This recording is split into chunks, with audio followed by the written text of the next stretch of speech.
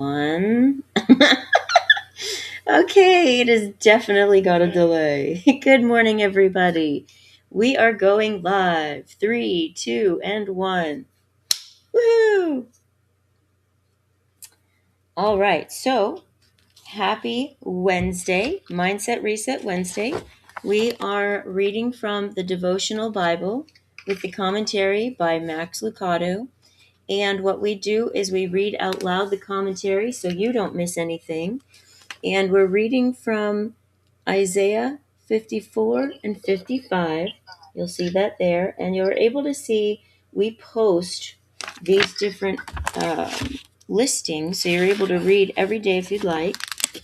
And so today we're going to be on page 887 and 888.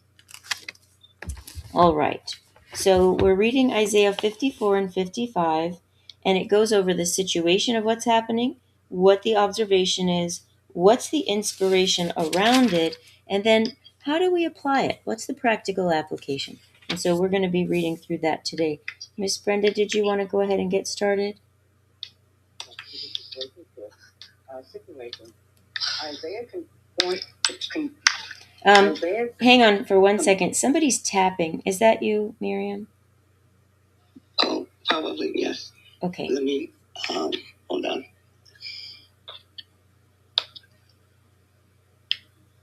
Oh, now it lets you have 3 pictures. I like your pictures, Brenda. Oh, really? It does? I didn't mean to have all that on there. I only wanted one because I have to change it. They asked me to, when I go into the room on Monday, You've they got asked me to change it. So you've got one you that's see 3 in pictures? Yeah, you've got one that's in gold, and then you've got the original one, and then there's a little smaller version of the original one. I guess it shows you. I didn't get that off because I only want just the 2 on because I have to switch back and forth, she said. I have zero idea.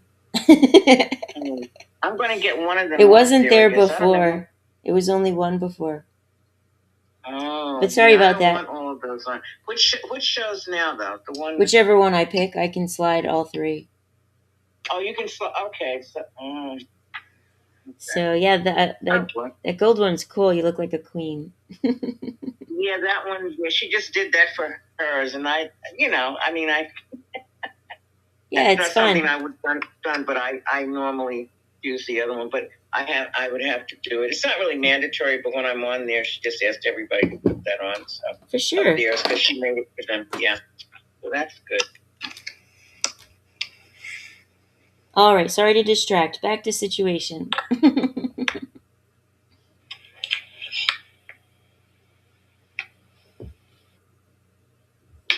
Are you there? Oh, okay. Yeah, I'm still here, yeah. Oh, okay. Okay, so situation. Isaiah comforted the Israelites by telling them of God's power. And the observation would be, God is compassionate on those who come to him. But we cannot even begin to understand his ways and his thoughts. Hold on, I'm having an issue seeing this.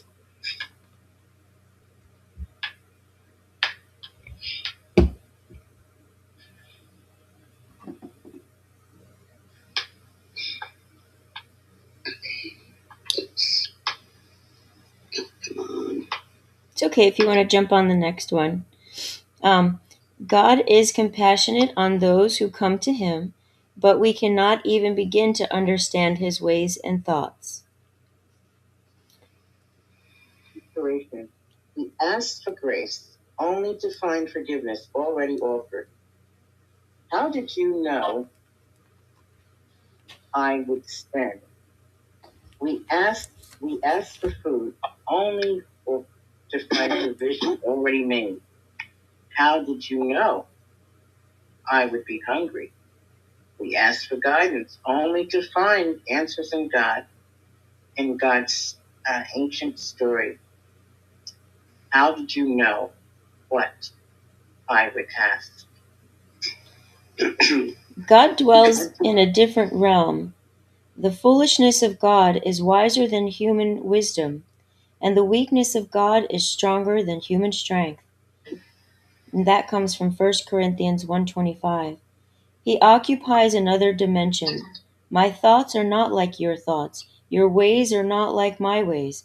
Just as the heavens are higher than the earth, so are my ways higher than your ways, and my thoughts higher than your thoughts. Which comes from Isaiah 5:8 through 9. Make special note of the word like. God's thoughts are not our thoughts, nor are they even like yours. We aren't even in the same neighborhood. We're thinking, preserve the body. He's thinking, saves the soul. We dream of the pay raise. He dreams of raising the dead. We avoid pain and seek peace. God uses pain to bring peace. I'm going to live before I die. We are resolved. Die so you can live.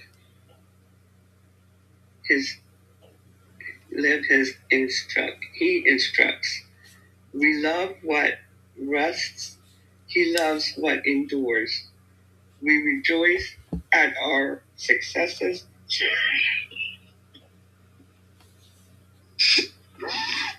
And he rejoices at our confessions.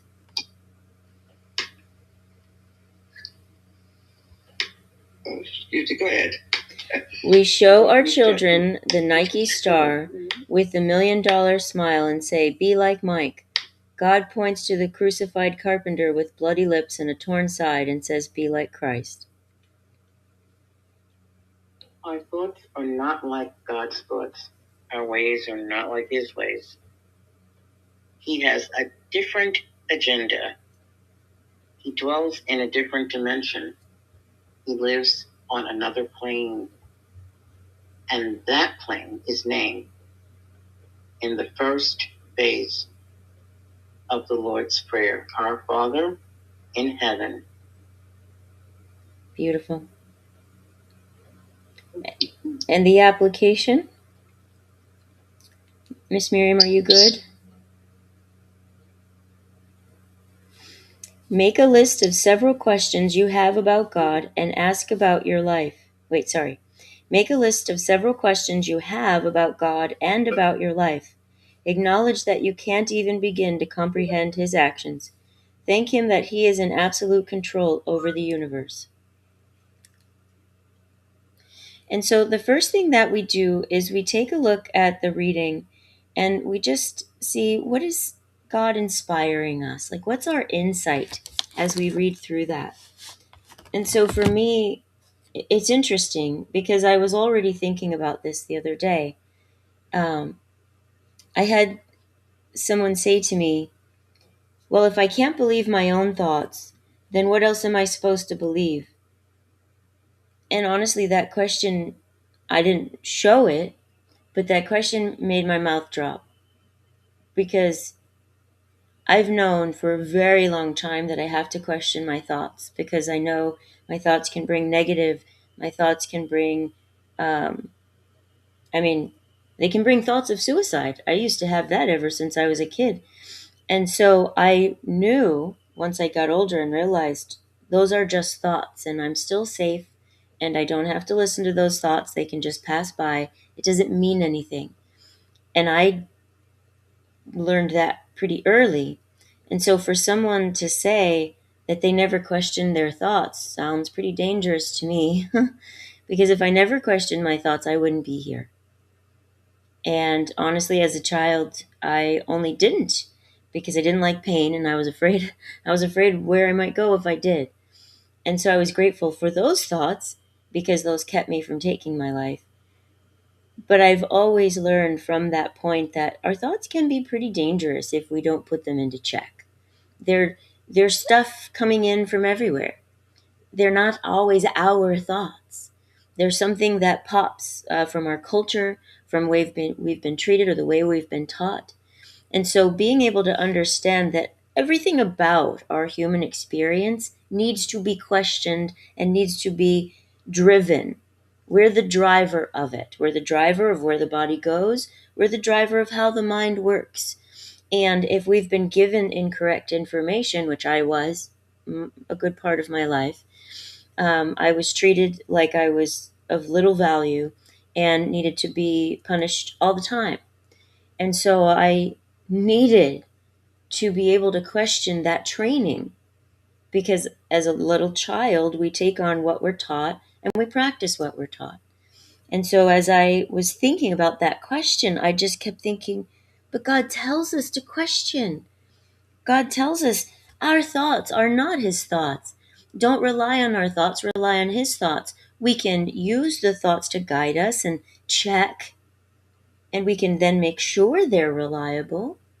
But sometimes they're not reliable even in the slightest. If I feel God's guiding me in a different way, my thoughts might be taking me the other way. Like, no, I don't want to go that way. I want to go this way, even if it's bad for me. And so I have to be mindful that my thoughts might be guiding me in the wrong direction. And so that's what's coming up for me as I read this, just confirmation of we've got to be very mindful of those things and take into account what God is saying. We have to think, what are his thoughts? Using the word, using prayer, using what other amazing people who've researched have done all the homework, um, and looking at concordances and double checking, not just, oh, well, this is what it said, but really being in it and learning. So that's what this is, more confirmation for me about. What about you guys? And those of you who are watching the replay or watching, you're not watching the replay, you're watching live right now, please do share with me, like, what are your thoughts? What are you thinking? My thoughts remind me, well, for me, remind me that my thoughts are not God's thoughts. We do think a lot throughout our lives, throughout our day. There are lots of thoughts that go in and out, and some linger, some just flee out.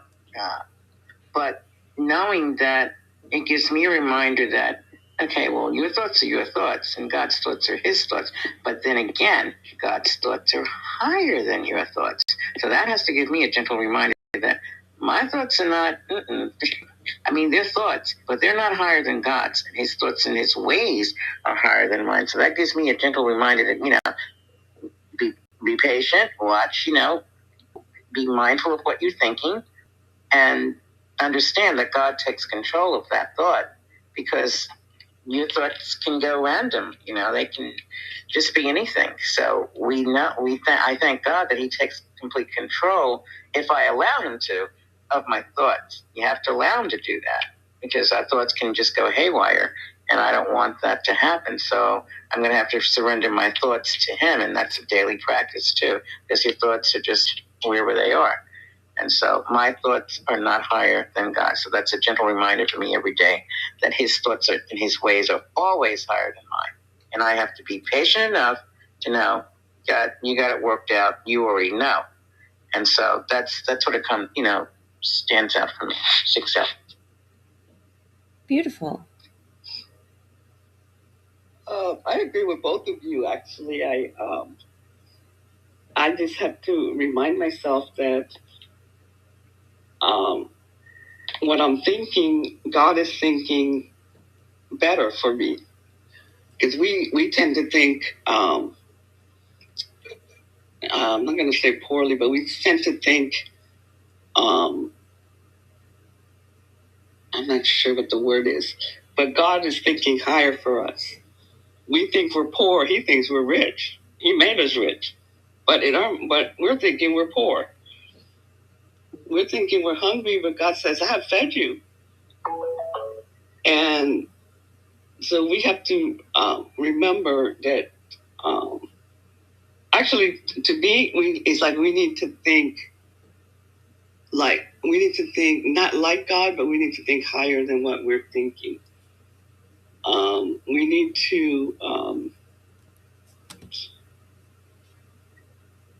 We need to really use our brains and connect. Yesterday I was sitting and I was fooling around with some stuff, and AI kept popping up, trying to help me. And I was like, wait a minute. God gave me a brain. I don't need you to keep popping up and helping me. I have to use my brain. And so I decided yesterday, I'm not going to use AI. Yeah, definitely have to. Because I need to use my brain. And I need to think. And I need to think like God wants me to think. God created my brain. He made me what he wants me to be. I don't need anybody else thinking for me. I didn't need anybody else telling me what to do. I decide. Mm-hmm.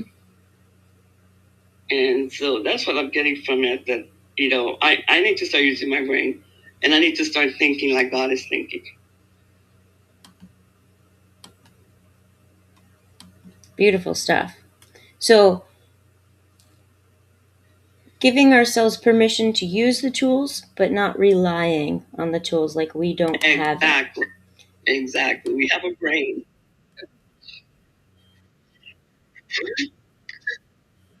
My annoying computer is frozen and I can't stop it from playing something somewhere. So if you hear anything in the background, just ignore it. I can't stop it just yet. It's frozen. I can't understand you.